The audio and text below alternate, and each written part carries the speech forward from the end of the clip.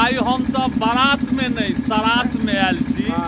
और ई सब भेंट भेले थे और बड़ी काल से कहते थे एगो छोट छीन सब आदमी सने वीडियो बनक चाही तहन हिनके सबके हृदय ई सब अगर जतेक प्यार प्रेम करे छथि या स्नेह अगर दैत रहथिन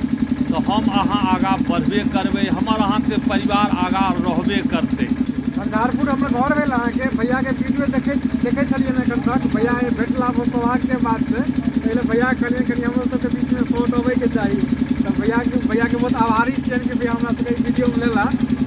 भैया कहत आबे ना वीडियो निरंतर बनैत रहे और मिथिला मैथिली के बनैत रहे। एकटा चीज हम कह चाहै छियनि जे हमर अरेर बैजलपुर घर भेला और हमर सबके सौभाग्य जे सब भैया सब हमरा सब संगे सब भेंट भेला और एहि चीज के सौभाग्य है जे हम आगा अहाँ सबके शामिल में हम सब होई और जय मिथिला धाम हम एहि चीज के रिक्वायरमेंट करै छियनि जे भैया हिनकर घर भेलनि आ राहिरक दालि हिनके घर में एकेटा बनै छलनि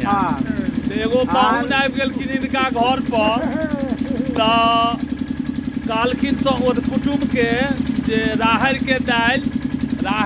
दालि हमरे घर में बनैया तो हिनकर एगो मित्र कहलखिन हेरो की बजलही रो